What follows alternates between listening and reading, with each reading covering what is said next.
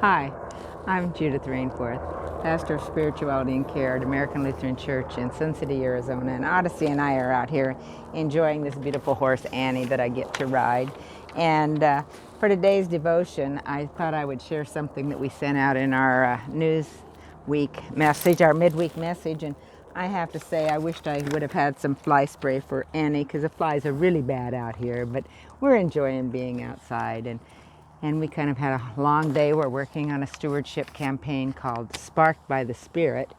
And I think our attitudes make so much difference in how we respond to campaigns like we're involved in, and how we deal with sharing in our lives. And we can share in different ways by our gifts that we give, our monetary gifts, our gifts of love. and we just have to think about how our attitude affects that. And this verse, I think, says a lot. It's from Philippians 2, verse 14 to 15. Do all things without murmuring and arguing, so that you may be blameless and innocent, children of God without blemish in the midst of a crooked and perverse generation, in which you shine like stars in the world.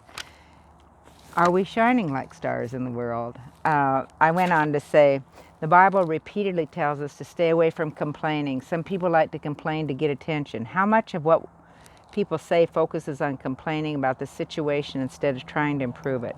Are we caught up in complaining because we are in a groupthink mode? Insight can shed light on our ways of being. What do we need to change about our attitudes that will reflect our obedience to this verse from Philippians? If we're willing to face the truth about our attitude and do something about it, our life will start to improve.